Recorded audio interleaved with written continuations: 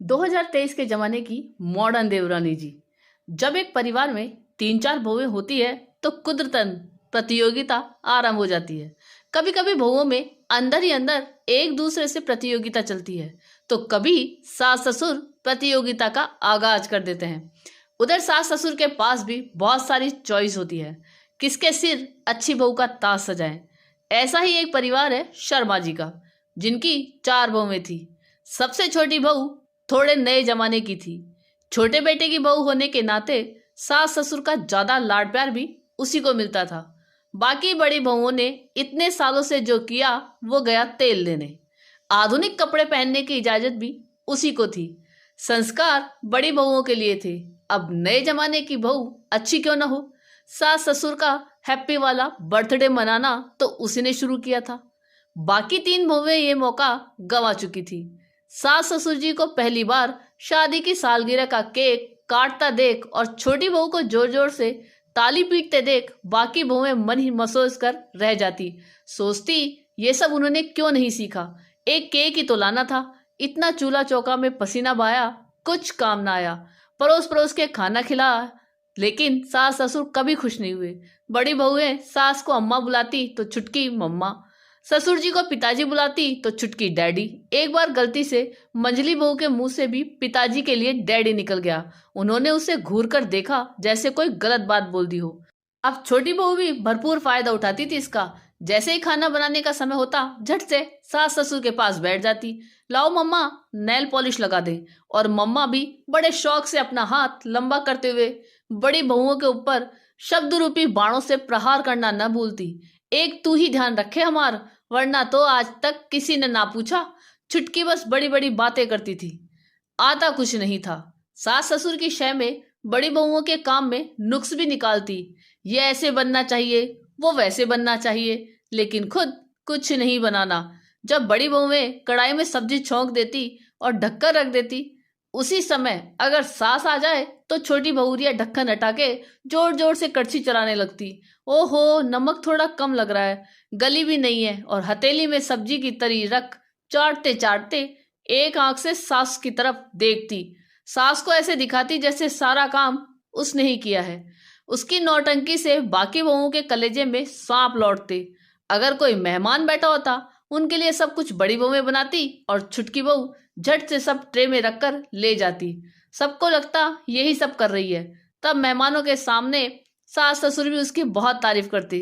बड़ी बहुओं के दिलों में आग तो लगती, लेकिन जुबा खामोश ही रहती थी। छोटी बहू को आए 7 महीने हो गए थे। उसको लगता था सास ससुर अब उसके हैं।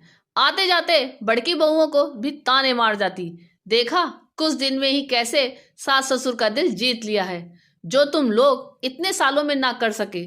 एक दिन छुटकी सास के सामने अपने हाथों से बरने खाने की बहुत तारीफ कर रही थी। पता है मम्मा, एक दिन मैंने भरवा करेले बनाए, कसम से सब लोग उंगलियां चाटते रह गए। रसोई में खड़ी तीनों बहुएं मुंह बनाते हुए आपस में बोली, कभी खिलाए भी तो, बस बोलने के लिए। एक दिन उनके मामा ससुर जी आ गए। इस बार बहुओं ने भी कमर कस ली कि मॉडर्न देवरानी की परीक्षा ली जाए। बहुत बनती फिरती है। अम्मा मामा जी तो खाने के बड़े शौकीन हैं, अब हम ठहरे देहाती। मॉडर्न देवरानी को तो बड़े स्वादिष्ट पकवान बनाने आते हैं, बोलो उसको आज वही बनाएगी। बड़की बहू ने बोला। सास भी भाई को खुश करने के लिए राजी हो गई। अरे छुटकी सुन, आज जरा तेरा वाला स्पेशल भरवा करेले बना, हम भी तो अपनी उंगलियां चाटे। तीनों बहुओं की चाल सफल हो गई। छुटकी की तो आफत आ गई। हाँ जी, क्यों नहीं जीजी, थोड़ी मदद करवा दोगी? ना बाबा ना, कोई मदद ना करेंगे हम, तू तो बहुत अच्छा बनाती है, खुद से बना, हमको और भी काम है। छोटी बहू को छोड़ तीनों बहुएं जान के दूसरे काम में लग गई। छुटकी फंस गई। इज्जत का सवाल था। भरवा करेले बनता देखा था कहीं, लेकिन बनाना आता नहीं था। वो जीजी काफी समय से नहीं बनाया।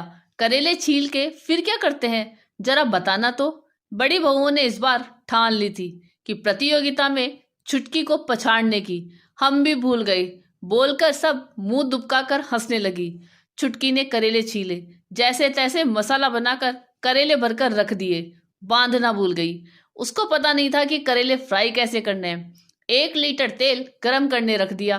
तेल खूब गर्म हो गया। जीजी इतना तेल काफी है, पकोड़े थोड़ी तलने हैं, क्या कढ़ाई में भरकर तेल चढ़ा दिया है? एक दो करछी काफी, बड़ी बहू ने बोला। अरे छुटकी, कितना टाइम लगेगा, स्पेशल भरवा करेले में। सास की आवाज सुनते ही छुटकी घबरा गई। जल्दी से कपड़े से कढ़ाई को उठाकर तेल डिब्बे में उड़ेलने लगी। डब्बा प्लास्टिक का था, तेल की गर्मी को सहन न कर सका। जैसे जैसे तेल डब्बे में जा रहा था, डब्बे की चमड़ी सिकुड़ती जा रही थी। तेल की गर्मी से डब्बा किसी सुंदरी की पतली कमर की तरह बल खाता हुआ 1 लीटर से आधा लीटर का रह गया। छुटकी रुआंसी होती हुई कभी तेल को देखे, कभी डब्बे को। बचा तेल एक भगोने में रख दिया, करेले फ्राई होने रख दिए। थोड़ी देर में बिना सील किए हुए करेले की भरावन अपनी अपनी जगह से कूदते बाहर आ गई और भरवा करेले पैन में खाली पेट औंधे मुंह पड़े हुए थे। तभी छुटकी की मम्मा सास आ गई। हे भगवान, सत्यानाश कर दिया हमारे घर का, इतना तेल बर्बाद कर दिया, डब्बा बर्बाद कर दिया, सारे करेले बर्बाद कर दिए। बहुत मॉडर्न बनी फिरती है, ई का बनाई हो, सिर्फ मुंह चलाना आवे और कुछ नहीं। मॉडर्न देवरानी अपने कमरे में जाकर जोर जोर से रोने लगी। हम कितने अच्छे से रहते हैं मम्मा के साथ, और वो एक सब्जी के लिए हमको कितना सुना गई। वैसे तो बड़ी बहुओं को जीत महसूस हो रही थी, फिर भी छुटकी के आंसू उनको अच्छे नहीं लगे।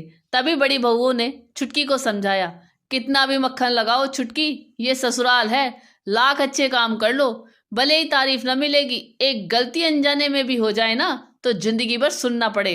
चल बहन, आंसू पोंछ ले और बेटी न बन मम्मा डैडी की, बहुओं की बिरादरी में शामिल हो जा। चल सिखाते हैं तुझे स्पेशल वाले भरवा करेले हमरे स्टाइल में। आपको ये कहानी कैसी लगी ये कमेंट करके जरूर बताइएगा। चैनल पे नए हो तो सब्सक्राइब जरूर कीजिएगा। धन्यवाद।